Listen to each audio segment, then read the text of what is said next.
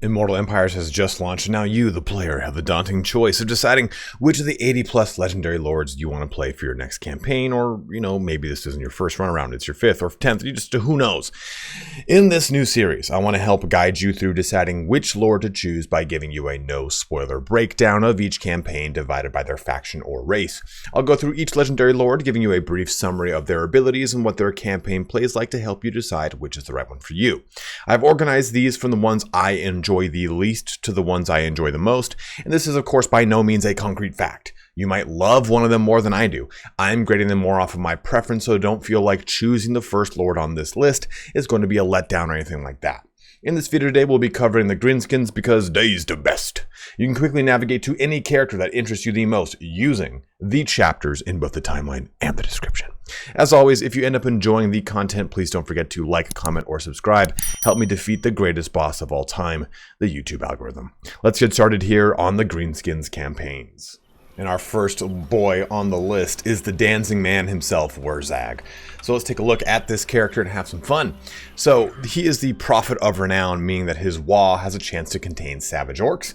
Enemy hero action success chance minus 50% and charge bonus for those savvy orcs at a plus 25. He has some good climates as well. That's kind of worth noting. Wasteland here, mountain, savanna, desert, and jungle, with temperate being unpleasant, as well as magical forest, ocean, chaotic, temperate island being uninhabitable. So looking at his actual, let me zoom back out, like it's all choppy when you're that close. Taking a look at his actual skills, he has a lot of things. Wurrzag, not sure how you want to pronounce it, but he has Degree in Profit here, which gives him an upkeep reduction for savage orcs, as well as a recruitment cost reduction, but also giving them physical resistance 20%. So the base savage orc has a 25% physical resistance. This increases it by another 20, giving it a total of 45%. That is going to be played with a lot as we go through his skills and his quest items, so just kind of hang tight here. But he does have, and just to kind of start that off, he has Warpaint of Wurrzag, which gives him plus 5% physical resistance to all allies in a 35-meter radius around him. So that 45% goes to 50% for his savage orcs. The 25 on his goes up to 30, so just kind of keep those things in mind. Then he also has this Revenge, Wurrzag's Revenge, which has a miscast chance plus 100% for all enemies. So that's kind of nice when it comes to casting against him. Also, he has a cool spell resistance stripper, which we'll talk about in a bit, not to be confused with an actual stripper, because that'd be way, way different. His activatable ability is EVGA, which is a lockdown and damage per second. So for 13 seconds, an enemy cannot move, and then they take 33 to 67 damage per second in those 13 seconds. So it's actually quite a good ability here. Moving into his skills, we can see that he is a caster here, and he has the lore of the Big Wah, and this gives him access to plenty of really cool abilities. His blue and his red line are very standard fare for orcs. Keep in mind that all orc red line, except for Grom the Paunch, has Get Back Here, which gives leadership plus 16, then evolves into Smash 'em Faster, which gives leadership 16, but now melee attack 24, 35-meter radius, as well as a duration of nice juicy 30 seconds. And do keep in mind, he has Arcane Conduit after investing 8 points into all this action, and he gets a really good bonus here to Foot of Gork.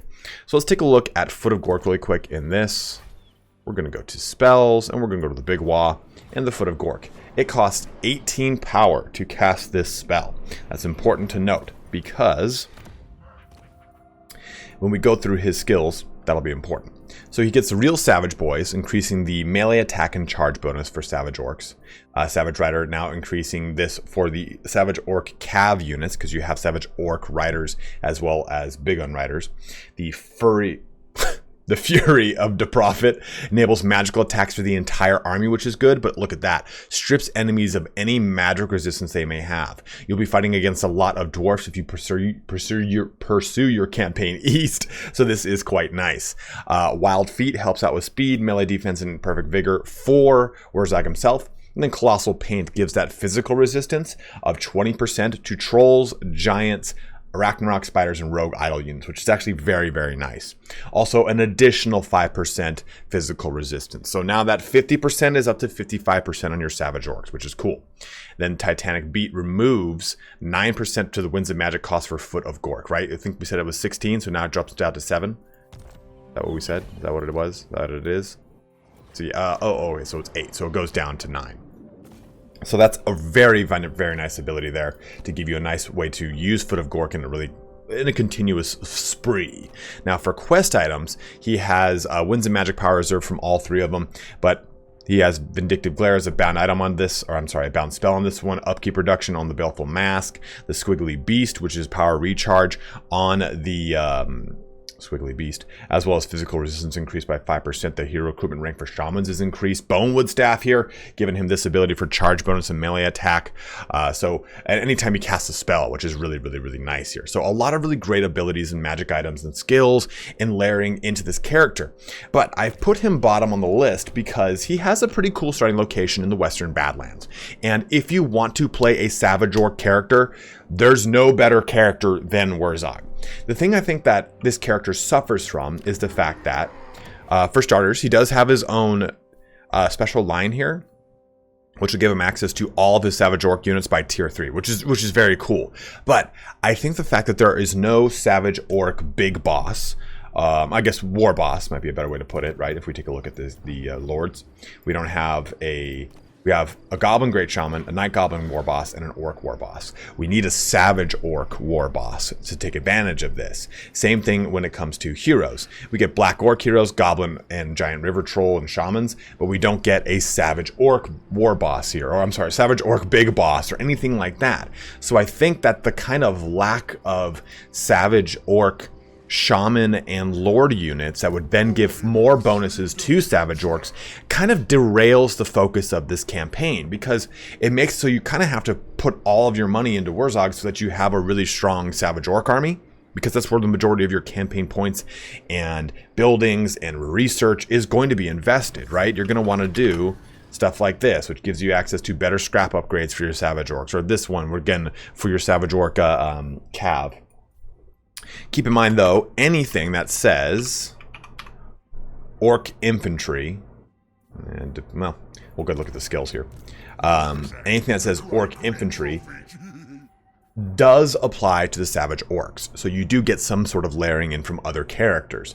This thing is really great here, right? The Orc Infantry 6, weapon strength plus 12%. That's going to stack with this right here. So melee attack is going to get a total of, 14 in addition from the 6. So it's a really nice little bit of layering into this. And I think that's just recruitment cost and upkeep reductions.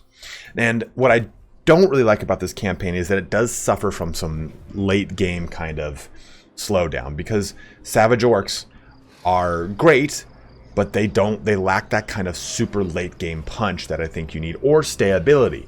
And that kind of comes into another big anchor for Wurrzag, is that his auto resolve is really terrible, meaning you have to physically fight almost every single battle beyond anyone that's just completely blown out of the water, right? Like, I could do this one, we would win, not a big deal. But when it comes to larger armies, or even armies that are medium-sized by comparison to your full stack, it forces you to fight these armies, and I find that to be just a little bit cumbersome. You do have all the great things with the new WAs and all that awesome action, the new trophies, and all the scrap bonuses that you would get from these guys, which is just always really cool. Idol of Gork right here is really nifty. Longer weapons, liquor flasks. So you get all these cool abilities that came with the most recent Orc upgrade. I just still think that Wurrzag suffers from not the most interesting mechanics compared to some of the other characters. But like I said, if you do want a character that is focused predominantly on Savage Orcs, trust me, it is only Wurrzag. He's your only option, and you will have the most fun with him. Next up is arguably the best in Grimgor. And Grimgor Ironhide is a great character when it comes to just outright damage, but he might have a pretty contentious placement on this list that I think some people might think it needs to be higher. But let's go through the character real quick, and I'll give you my supporting claims to him. Harbinger of Gork gives him unlock recruitment for Black Orc Big Bosses, the newest hero unit next to the river trolls for the orcs. Wah has a chance to contain black orcs, always great. Campaign movement range plus 10%, and upkeep reduction for black orcs and big gun units, all great things. Unpleasant climate is temperate, desert, and jungle. You won't be encountering that as much with this character because of where he is in the top of like the mountains of Morn right here, right? As it kind of trickles down and into it. And with his actual character stats, we can press this button and find out. We see he gets the Warlord trait, giving armor and leadership for Black Orc units. He gets ability You Are Next, as well as army ability Grimgor's Wall, of course. Income from post-battle loot plus 30%. You Are Next is a pretty nice hex. It's going to be a 75-meter range with a 24-second radius. Affected units, enemies in range. Affected units if it is a Lord or Hero. So it only affects Lords and Heroes. And it gives you melee attack minus 24, speed minus 45%, and melee defense minus 40 to that hexed Lord or Hero. He also starts with this, which is really nice, to Immortals, which gives armor, leadership, melee defense, and a passive ability Immortals for that unit of Black Orcs, meaning that they cannot die if their leadership is below 50% when you activate it, which is lovely, lovely, lovely. And going into his skills, and it's just worth noting, he is, of course, a powerhouse. You put him in front of someone and he just eats them up. He has a ton of armor piercing, has 120 armor, 70 melee attack. He's just a very strong person. But his speed is 38 and he never gets any mounts. That just works against him in so many ways, I think. For his red and blue line, nothing new here. Everything's pretty standard fare. It is worth noting though that I did not mention in the last character is that the orcs got an upgrade to their red line. So now it says Goblin and Night Goblin infantry units, melee cavalry, orc boar chariot, squig herd units. This is orc infantry and orc arrors. This is chariots and pump wagons. So they've clumped together the groupings rather than being very specific. So this is easier to kind of apply across the very wide roster of the Greenskins. So make sure you're taking advantage of that. Yellow line for him also is very standard fare, nothing crazy here, but when we go into his specific line, he gets Hatred, which gives 15% to his weapon strength. You'd want to stack that here with Choppas, which adds an additional 20%, and then Wound Maker, which adds another 20%. So that is a staggering 55% increase to his weapon strength just from those skills. Best of the best increases that heal capacity for those big bosses, and best of the best gives melee defense and damage resistance. But the focus here is on Black Orcs. Armor piercing, charge bonus, bonus versus large, and leadership, also adding that to the big guns, which is quite nice. But then imposing presence causes fear and terror with vitamin shrooms, giving that 15% hit points, and from the front gives him frenzy. Again, adding even more weapon strength in the form of AP and base weapon damage bonuses, as well as melee attack. It's great. It's lovely. Dodgy Geezer here for missile resistance and whatnot, those standard fare stuff. Bloodforged Steel are his kind of, is his special set. Gitsnik being a very strong weapon here, giving him bonus versus large plus 12, and ability Gitsnik 24 melee attack and 50% AP damage with magic attacks. It's just juicy and lovely. Then ability Bloodforged Armor here, which is really nice. Basically, it's a little explosion, gets him out of a tough bind, and also grants him 30 armor with ward save 15%, melee defense increase, a lot of great things. But outside of that, that's kind of it. That's what Grimgor gets. He does have in his little special big fort at the Saber Mountains here, which makes big guns and Black Orcs a little bit better upkeep, better recruitment rank, stuff like that. But what I find kind of lackluster about his campaign is that until Chaos Dwarfs come into Zorn Ulskul and all these locations, it's a bit of a flat campaign. You do have Archaon up here and stuff like that. Archaon's over here, I think. Yeah, I think he's over right over here. And that's fun. And no, Archaon is right up here. Sorry. Archaon's over there, and then Kolek is like right over here. And those are cool things. That's all great. But I think the fact that he doesn't have a mount makes him very slow and cumbersome when you do manually fight battles, because he is still a greenskin, and greenskins do still suffer from issues with their auto-resolve. But truth be told here, he's got black orcs, he has other orc characters that he can fill his army with, and big guns especially. That does make his auto-resolve a little bit better. Not a whole ton, but it's still worth noting.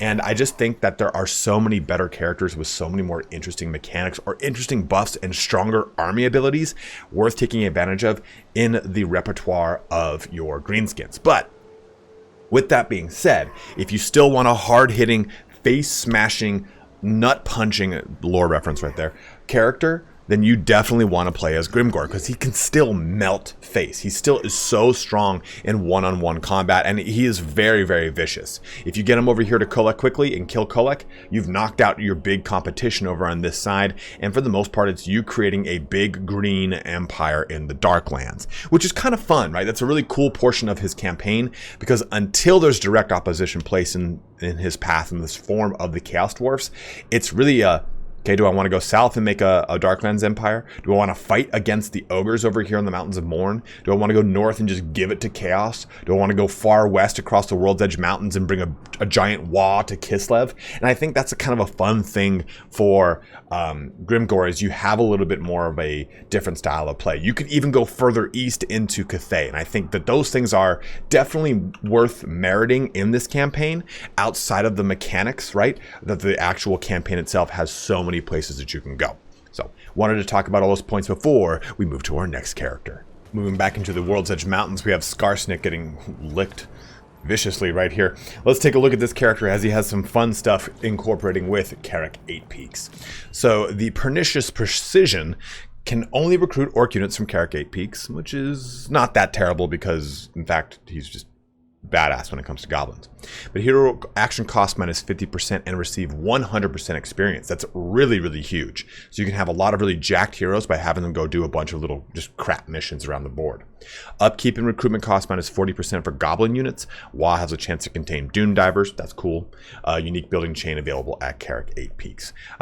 Keep in mind, those suitable only as wasteland, mountain, and savanna. So you can't get any weird things with desert or temperate going, or if you wanted to go north frozen, you're gonna run into some issues there. So that does kind of keep you in a very narrow play field, so keep those things in mind. Now for the actual character, it's also worth noting his starting army is 2 Night Goblins and 2 Night Goblin Fanatics with an Arachnarok Spider. That's very strong. That's stupid strong. Let's jump into the actual character though, because he gets Warlord of Carrick 8 Peaks.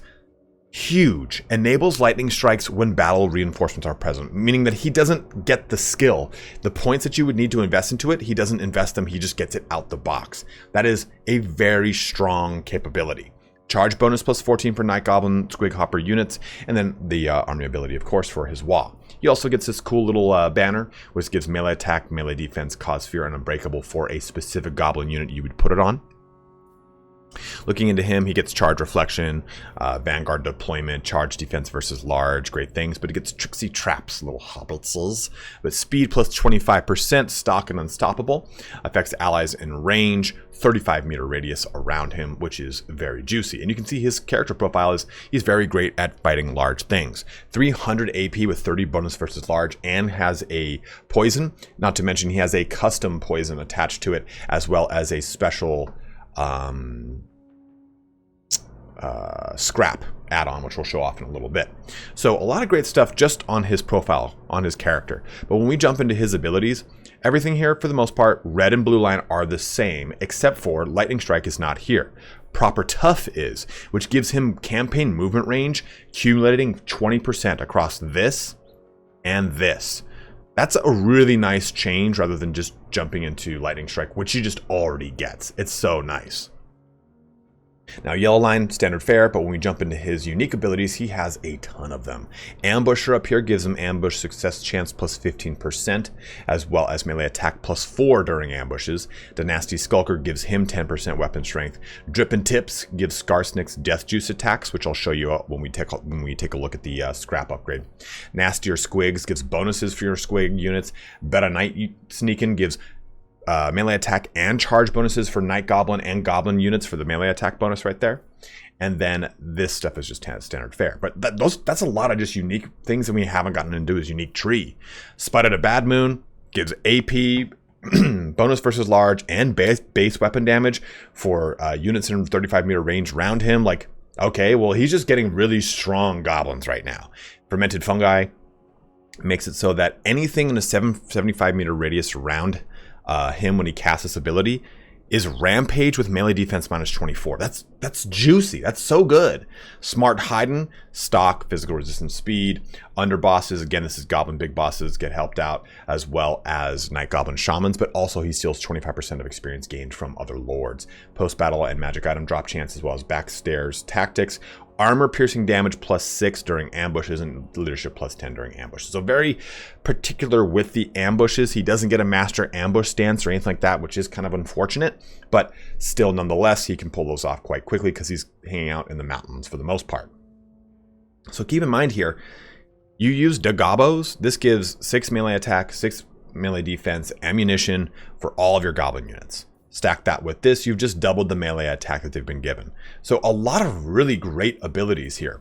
Quest item is Skarsnik's Prodder, which is a nice little ability, little explosion, little high damage here. Nothing crazy outside of this though. But when we jump and look at the character, he gets a special, with the character, his campaign I mean, he gets a special Skarsnik's Muster Fields. As it goes up, you can see right here, giving him Night Goblin Fanatics and Night Goblin Archers at the top end here. Typically the muster fields would give him Black Orcs at the top here. That's the kind of difference, as well as no Orc units in the rest of this chain. He does get the Black Orc Big Boss though, still at rank 3. That's just kind of worth noting, so you can get some form of Orc unit.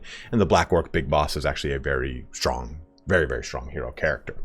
So with all that said, going through all of the things that you can get to with your Goblin infantry reductions and upkeeps and all sorts of things, you can have a very strong force. And if you take a look at this, here's the Fungus Flasks. This is the Night Goblin Poison, Skarsnik's Death Juice. So it gives speed reductions, armor piercing, base weapon damage, missile damage, and AP reductions by 15% across the board. What that looks like here, it's very similar to your standard edition poison, but it also adds a damage over time of 4 to 8 seconds across 10 seconds. So that's your big kind of difference here. And it's just nice because you can have this on almost all of your units that you want to put the scrap on, right? You can't put it on your goblins and goblin archers until you do, which one is the was that it? One of these gives you abilities to do cool things with your goblin scrap. There you go. So you pretty much want to focus on anything like this. Unlocked for goblin archers, pump wagons, and nasty skulkers. There you go. So you want to do that so you can get access to those scrap upgrades. And scrap upgrades are a huge portion of the new campaign, as well as, again, remember the big new WA, being able to call that WA, then doing Carrick 8 peaks. So what's kind of nice about this campaign is it's very siloed, right? You have a very specific objective, but outside of that, you can continue to expand further south and just have this whole big World's Edge mountains to yourself. And that's pretty fun. It's pretty cool. He can do so many cool things with goblins that if you want a goblin-focused army, your other option is Grom the Paunch. And Grom the Paunch is still really cool and really different. But I think I like the overall focus towards goblins that Skarsnik has over Grom the Paunch. I think that all of his bonuses and abilities that he can do with them is very cool. I like a lot of these bonuses. I like a lot of the ways that he can crowd control with them. And I think that if you want to run exclusively goblin armies, Skarsnik is definitely going to be the campaign for you, with a really cool objective in Carrick 8 peaks and a very nice trajectory down into it that you can then kind of expand north or south from after that point. But let's move into probably my favorite Greenskin character next. All right, Azhag the Slaughterer is probably one of the coolest characters for the Greenskins. He's one of the coolest orcs in lore too. He's got a lot of cool stuff going for him. So let's have some fun, cool stuff. I'm gonna say cool a couple more times. So the faction effect here is the Evil Crown, diplomatic relations plus 40 with vampire counts and Arc in the Black, because of the crown he has, which is Nagash's crown. But research rate plus 20%, income from sacking settlements plus 25%, and his wall has a chance to contain wyverns, or wyverns, depending on how you want to pronounce it, which is really nice. Taking a look at his climates, wasteland, mountain, temperate, and savanna, meaning he's not necessarily locked to the mountains. This is very fun for him because he can go north and west and expand out from there. I really like this. Moving further into the actual character stats, he's tanky. Got 70 armor, melee attack of 60, low melee defense, but nice, good 420 weapon strength with armor piercing. He's definitely a hybrid caster character because he gets the trait Slaughterer here, giving him leadership character or leadership effect, as well as both aspect of the Dread Knight and Spirit Leech bound spell. Well, not bound spells. Spells he gets access to. For his actual abilities, nothing crazy, nothing cool there. But when we jump into skills, things pop the fuck off. Everything is standard fare for blue, yellow, and red line, because again, he's a caster character, or hybrid caster, so he does have a nice yellow line. Most casters, again, do not have that. So he has access to the Lore of Death, and the Lore of Death is locked behind getting the Crown of Sorcery, but it again would grant him Arcane Conduit, which is lovely. And we'll go into that and we'll go to his quest items in just a second here. But going into his unique abilities, he gets Get On With It, which gives leadership plus 8, 35 meter radius around him. That's great just for orcs in general. But he gets Skull Muncher. He gets a wyvern he gets to fly, which is awesome. I absolutely love wyverns for this character. He's the only character that gets that really cool monstrous mount like that, which I really, really, really love. Then into his first line ability, upkeep reduction for orc and big gun infantry, as well as cav units, and then granting all those units Frenzy. That's a huge chunk of your roster. Earth-shaking orders, melee defense, speed, base missile damage for all your orc units. Insane visions, hero capacity, and hero recruitment rank for your shamans, which is really, really nice. Then this one is so good, not orky enough. Your entire orc infantry is going to be able to, as well as cav, can Vanguard. So for all orc and big gun infantry, I don't know if this applies to black orcs, but I'm almost positive that it does. I'm almost positive it does. If someone wants to confirm this in the comments for me, go ahead. But that's sweet. The whole army of orcs can just Vanguard everywhere. Wild Abandon, charge bonus melee attack, that's cool, whatever. But Darkest Nimbus is going to give him regen, also Wind of Death as a bound spell, and Winds of Magic Power Reserve. The character just has so much cool shit going for him. Into his quest items, it's going to give more Winds of Magic as well as control. This, the Crown of Sorcery, is what's going to give him access to the Lore of Death. Immune to Vampiric Attrition, gets bound spell Gaze of Nagash, which is lovely. Then we jump into his Ard Armor, which gives a great ability of 30 armor and 24 melee defense to all allies in a 35 meter radius around him, as well as 15% both ward and physical resistance to him, with 15 more armor. I mean, he is just such a powerhouse. Passive ability Slaaga Slashes, which gives melee attack and leadership around him as well. And if he's on his mount and flying around, he's a flying buff bot, as well as having the ability to do some good damage, to really just rip things up. I just love this character so much because he can do so much fun action with them. And the big guns got a little bit of a buff when it comes to Warhammer 3. They've got 50 armor. They've got 38 melee attack, lower melee defense than, say, a Black Orc, which I think has 31 or 32 melee defense. But their weapon strength has a lot of bonus versus large with a minimal 13 AP. But you can use this to your advantage by jumping into the Wizardly Weapons, a special one that Azhag gets access to, which increases their AP by 6, as well as giving power recharge 20%. So you can just pop off with spells. You can have your entire Vanguard Orc force jump down the throat of your opponent. You just have so many cool ways to take advantage of really beefy, strong orcs with this playthrough. And I just think it is such a good one because I think you also get a special building over here, don't you? You get like special muster fields or something like that. There's something over here I just can't see. Regardless, you still get access to a really cool way to expand over here if you want. This is plains. So you can go right into this location, I think. Yep, suitable climate. You can go over here west and jump over into the Empire and do a bunch of expansions into the Empire if you want. You can go north, you can go south. So you've got all these different climates that you can jump into that are right around you. Well, frozen, you can't go right there, right? But you just have such a cool way to expand with this campaign that is very similar to Grimgor, right? Grimgor can go pretty much anywhere that his climates will permit and where he wants to expand. But I think what's so fun about this character is that you get to buff up your entire orc horde by making them Vanguard, making them be very destructive. And Vanguarding is probably one of the strongest capabilities in this game, to just start right in the face of your units. Orcs, by and large, are not that fast on their toes, 31 speed, 31 speeds. So this gets them right in the face of them. And you can Vanguard your cav too. So you're just going to be slicing and dicing your way to victory here. When you get yourself on a wyvern, you're even stronger. And you can have those with your WA itself. I just think this is such a strong playthrough. And getting access to really good big guns right out the gate is really good, because you're going to smash your way through a bunch of ogres over here. Hey, look, there's a camp right here. I think that means you can get access to, what's it called? I think you have to be in a special stance to do it. Oh, I thought you could get access to the, it might not be in range. The oh, we're at war with them, that's why. You can get access to ogre mercenaries if you're not at war with them. But still, all of that said, I think that this is my absolute favorite playthrough and character. This would be the #1 slot, but I think Grom just has so many cool things going for him. So let's switch over to Grom. But before we do, if you want an orc horde, a true orc horde in ways that Grimgor couldn't just not achieve, you want Wurrzag. Or not, no. You want Azhag, Azhag, whatever his name is, the Slaughterer, because this is the character that's going to buff your orcs up the best, as well as being a complete destructive menace with the lore of death. All right, we're on to #1, the true best of the list, and Grom the Paunch takes the cake. Now, it's not necessarily because Grom the Paunch is the most recent DLC character, which has been true for a lot of these videos. I think personally I would have put Azhag there had Grom not had so many other fun things going for him. So let's take a look at the character and what he has to offer.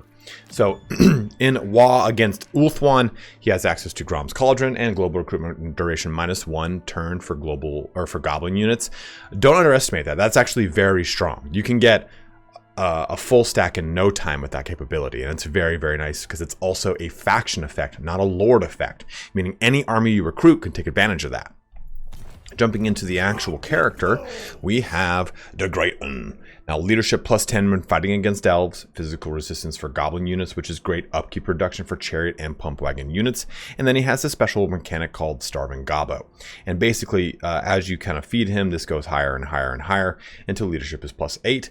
For the Lord's Army, hit points +12%, capacity +2 for goblin big bosses, and then perfect vigor. Quite juicy. He starts with regeneration because he's eating troll meat, and that's what makes him have this huge, gigantic size. He's a troll, or he's a goblin, by the way, for those who did not know. And a lot of anti-infantry because he's on a chariot, because he's so fat, so that way he can move around. That's a lore thing. He gets Ironhide, casualty replenishment, and wound recovery time reductions.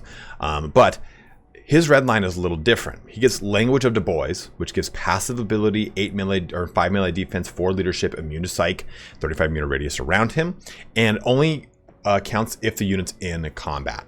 Then the Great Un is here, and that's going to give 30% base weapon damage, melee attack +24, and 8 leadership. Affects all allies, 35 meter radius around him. That's great. That's really good.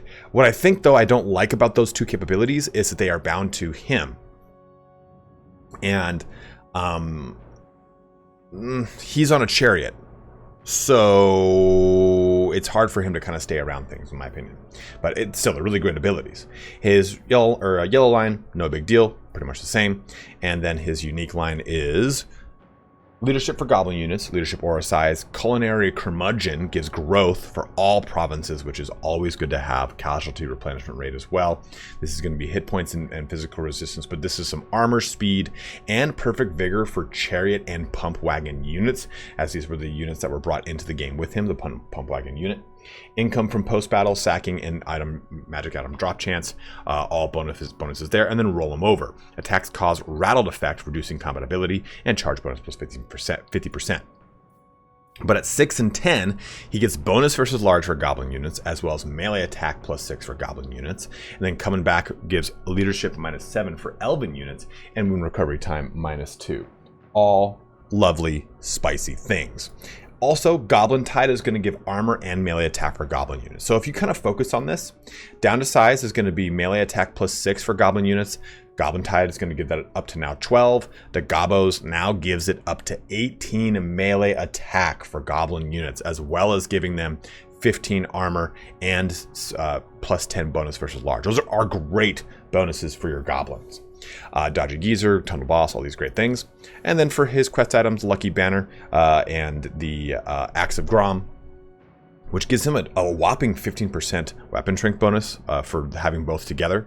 Lucky Banner is going to give damage resistance and melee attack, which is really huge with a 10% ward save. Melee defense +1, how lucky for the whole army.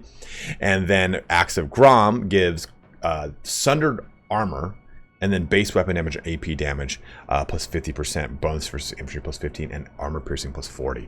It's a really great ability. It makes him a very destructive character, and it's really good.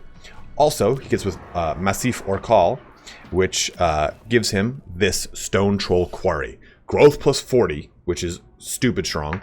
Income 300, but also gives him access to Stone Trolls right out the gate. Very good little ditty here. So, looking at this, let's do this.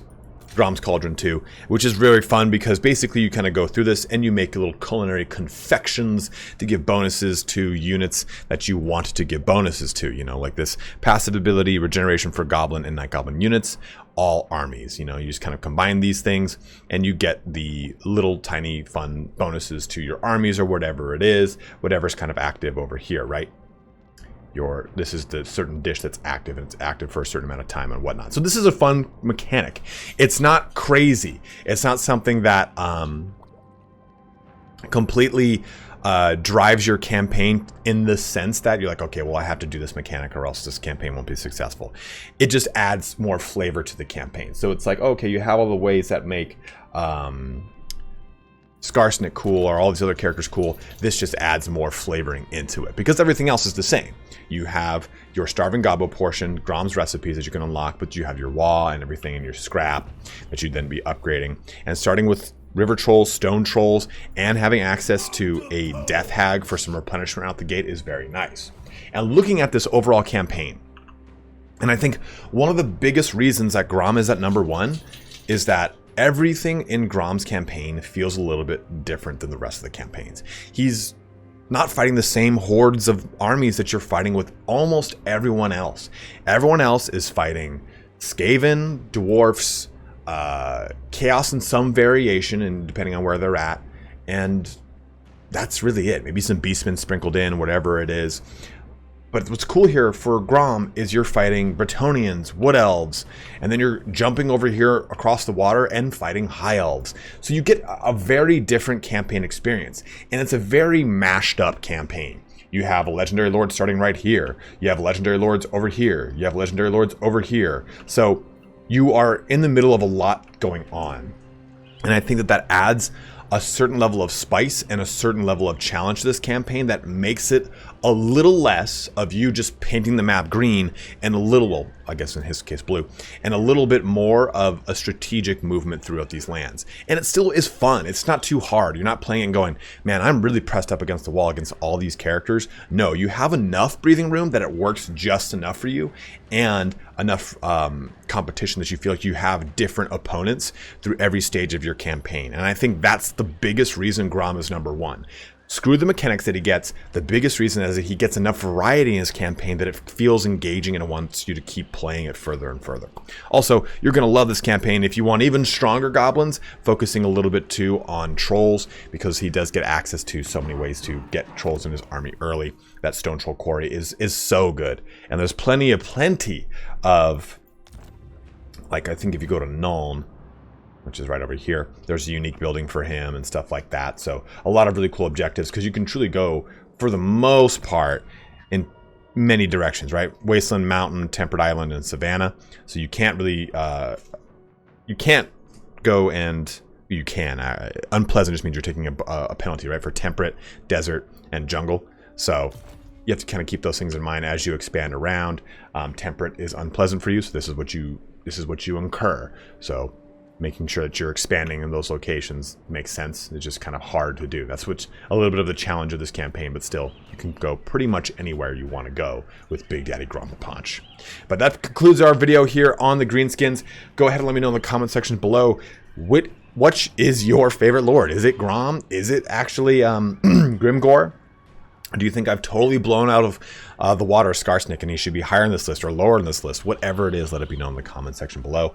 Patch 2.2 I think is coming in about a week, 2, 3, 4, whatever it is. And that will definitely change some things. It's why I have not talked about the Empire yet. So Empire will hopefully be our next one to talk about as soon as 2.2 launches. But go ahead and let me know in the comment section below which faction you'd like to see. We have the Beastmen, Dwarfs, and Empire left. I'm probably going to be waiting on the Warhammer 3 factions for their respective DLCs or what have you. But as always, guys, thank you so much for watching here today. Have a good one, and take care.